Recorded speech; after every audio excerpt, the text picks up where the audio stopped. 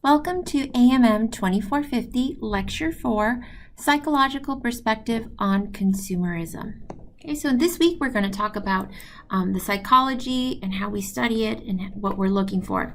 So the big question when it comes to consumerism is why people buy things, right? What's the thought process? What's the reasoning? That's the question we ask. So we look at a lot of different things. We look at different factors. So one of the things is we really look at is cognitive processes that basically explain or potentially explain consumers' choices. Stimuli, external stimuli, also internal. But what are the external stimuli that convince people to purchase certain items, especially when they have choices, to buy other things? What are the stimuli that convinces people to buy a particular thing over something else? And how do consumers respond to that influence and respond to the influence of marketing? And in the marketing section, advertising section, we're really going to get into that. But we're going to focus on the psychological aspect. And how we study and break it down. So it's going to get a little clinical, but just so you know. A big study is the development of self. This was chartered by George Herbert Mead. Basically, his stance is our view of ourselves, of who we are, is developed from experience as we learn to interpret situations by taking the role of another. So individual selves are not the products of biology, but rather of social interaction. Because this is kind of a big thing when it comes to socialization and learning processes, because that's part of the psychological aspect, is how do we learn to make our choices, right? So there's big debate. Whether it's biological, whether it's social, it's, nature-nurture debate. I'm sure you've heard of it, the nature-nurture debate, or maybe you haven't, because now people are saying there's no debate. It's all nurture. So nature means biology, nurture means your environment, socialization. So the question is there a biological aspect, something that's hardwired into you? Is it all just your surroundings? And I'm throwing it in there in the mix. Maybe it's a combination of both. Maybe it's somewhere in the middle. I don't know. I'm not here to tell you which way you have to think. Some people are very extreme in these thought processes. They think it's all biological, some all nurture. So this one's stating, that it's really taking the role of another, that we learn from everything around us, and that's what shapes our decisions. So that's how we develop ourselves. It's all social interaction. This is a big theory that people have adopted. So when it comes to the development of self, we have to look at your surroundings and mainly the people that are around you. So your parents, siblings, grandparents, friends, coworkers, classmates, neighbors, anyone you're around. And you'll see that, right? There's definitely an element to this because or many elements to this, but you notice that you kind of tend to be a product sometimes of your environment, right? So if you're around someone that curses a lot, you'll be cursing a lot. I remember I used to be around someone that constantly said dude. He was like a typical stereotypical surfer. And I ended up, for a while, I was in high school and I kept saying dude, dude, dude. And even once in a while, it kind of slips out, dude. And it always hits me. I'm like, I never used to say that word, dude. And it was because he kept saying it over and over and over. And we had a lot of classes together, so it kind of stuck. So yeah, we tend to absorb, who we're around with. So that's why it matters who you're around with, because it definitely has and can have really deep impact. So their choices, their decision making has an influence on you. So that's what the theory of the development of self. Now that's a statement you've heard, you are what you buy, like you are what you eat and you are what you buy. See, in shopping, we define ourselves through kind of these relationships to things, right? Objects, goods, and services. And the meanings of those things, because what that object means to you, what it represents or what it means to you, that's going to dictate if you're going to buy it and how much you're willing to buy it for and how much you're willing to inconvenience yourself for it to get it, right? And we also place value to it based on what our cultural or our society puts on that object. So if it's a high sought after object or item, it has value, then people are willing to pay more for it versus if it's not. So consumer-driven production of self is less to do with who am I and more with who are we, or with whom do I belong, where they fit in that social structure. That's why you try things on and you want to be accepted. So you'll buy things to be accepted. So the right brand of jeans or the right brand of shoes, the right, smartphone, the right, type of technology, all that matters. Like when I was a kid, it was LA Gears. All the popular girls had LA Gears and I had Payla. So I wanted the LA Gears so the popular girls would talk to me. And I begged and begged and begged and begged and begged. And I finally got my pair of LA Gears. And sure enough, how sad, but some of the popular girls did talk to me a little bit.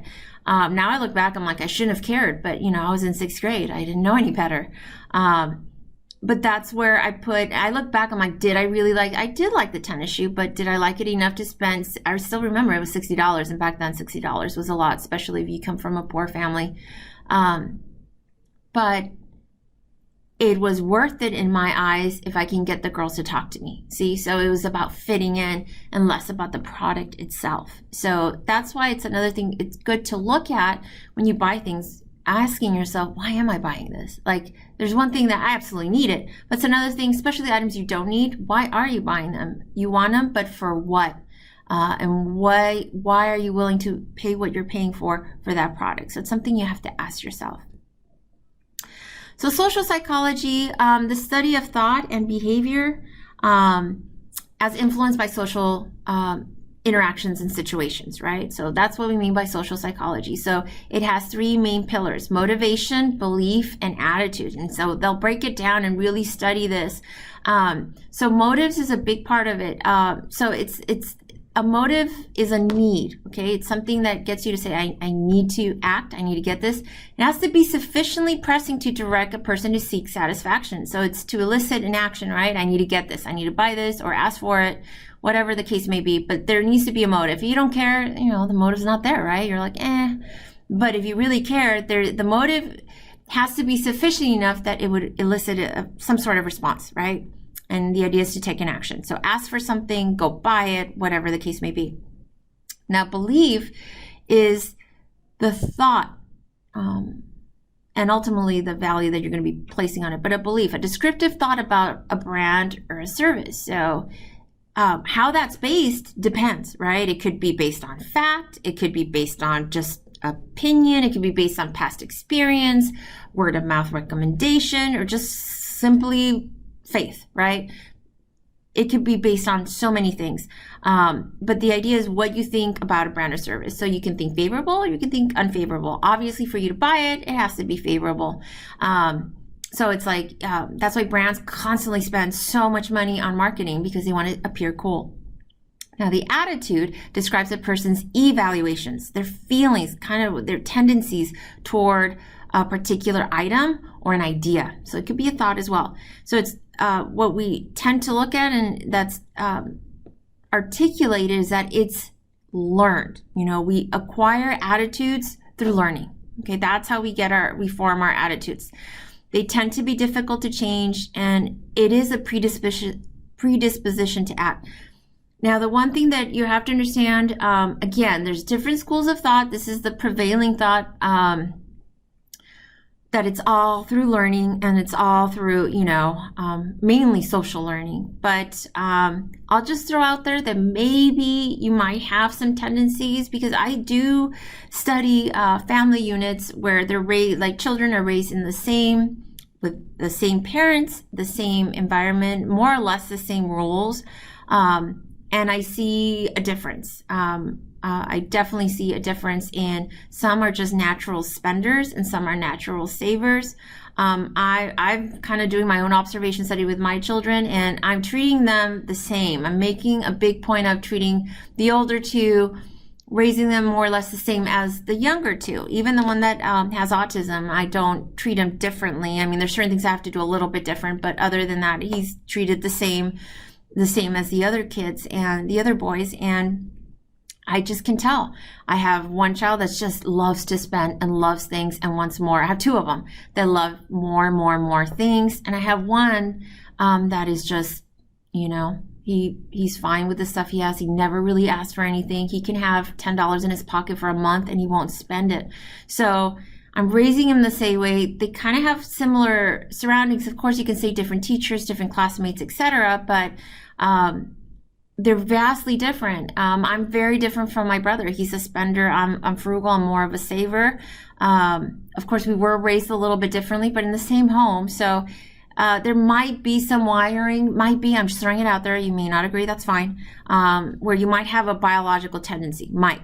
However, are you influenced by your surroundings and what you're learning? Yes, absolutely. So how you're raised, what's inculcated in you at a young age definitely matters. Absolutely. I'm not disputing that at all. It definitely does matter. So make sure that you view these slides, but basically these are just some examples. So beliefs, ideas that you hold to be true can be based off from culture, faith, education, experience, mentors. All these have a lot of influence on you. That's why having a good mentor is very important. That's why having experiences and taking choices and sometimes even calculated risk, matter because they shape your beliefs. Absolutely. Your background matters.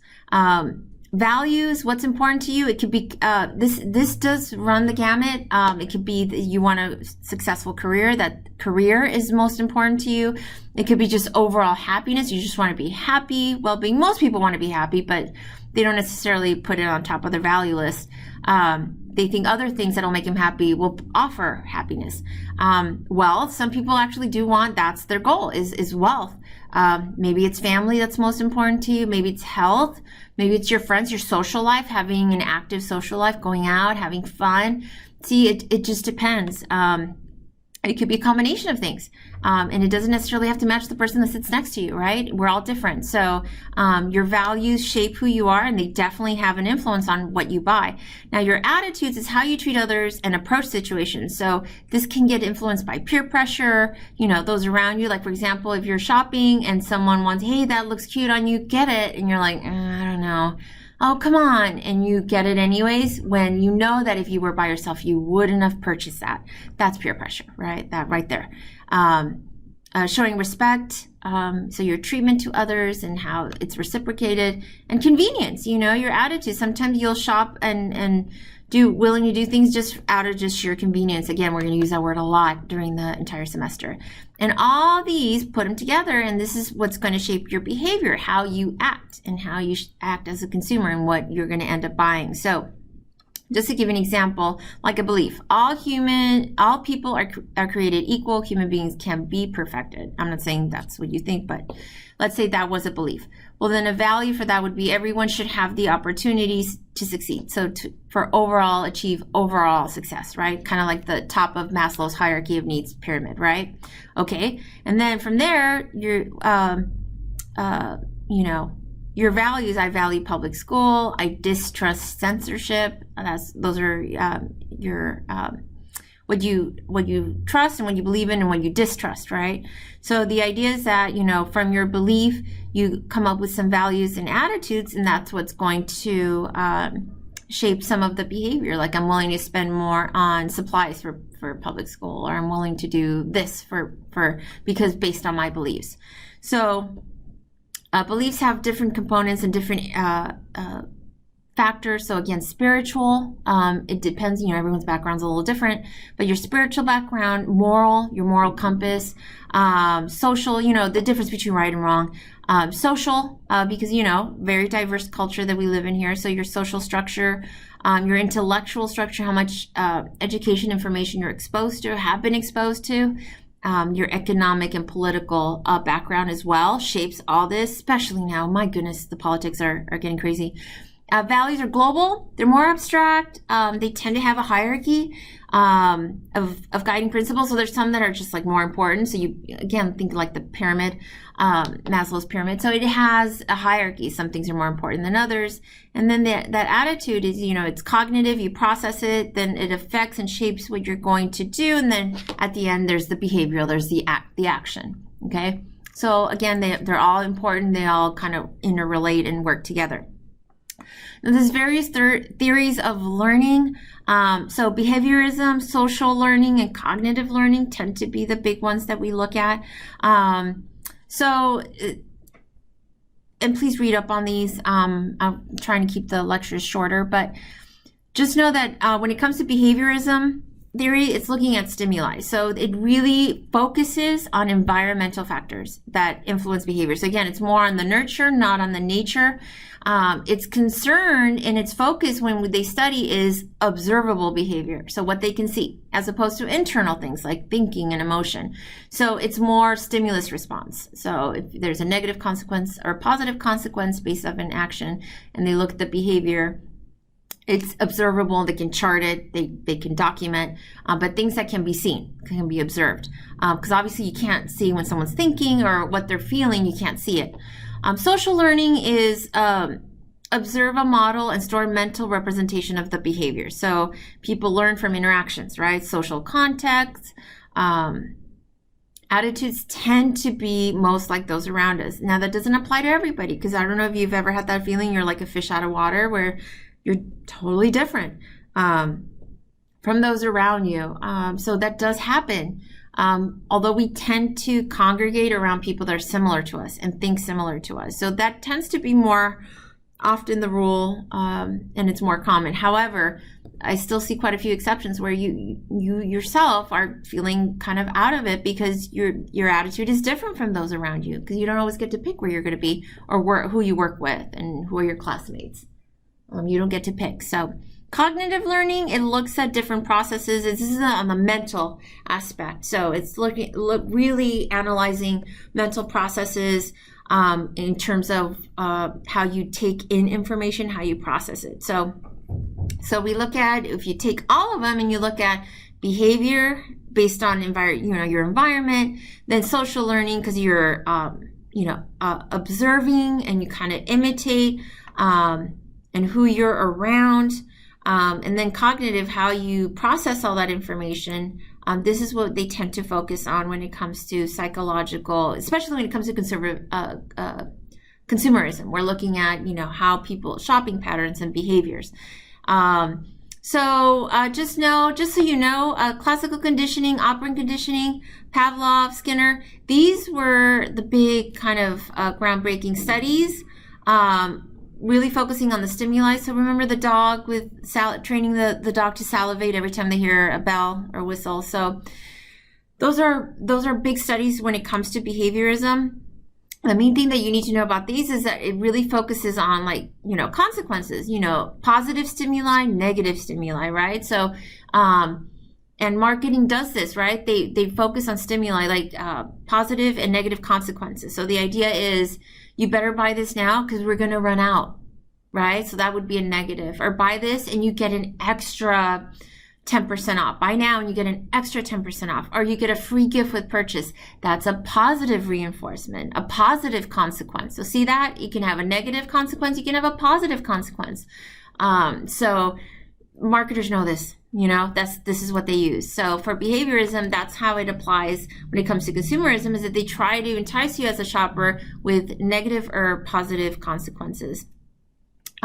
Classical conditioning and operant conditioning. So you could see respondent conditioning. I'm not going to go into too much detail just for the sake of time, but just know that behavior is said to be elicited. So again, the training the dog to salivate at the sound of the bell. And operant is with reinforcement, but at the end of the day is, expecting positive or negative consequences. They both end up result in learning. Social learning, again, is observation, imitation, and modeling. So it stresses that that's how we learn, is that we, observe, we copy, basically, right? You have seen people, they're walking around and they're paying attention to what their classmates are doing. And if everyone's following someone walking in, even if it's the wrong place to form a line, everyone kind of swarms there like a sheep, like a herd. We just go in the same direction. So that we tend to observe and imitate and model. And we see this a lot with kids. They study kids a lot, and that's what kids do. If you ever really pay attention or try to see if you notice someone who's brand new to something, and they're just looking around and trying to catch clues to see what they need to do, what's expected of them.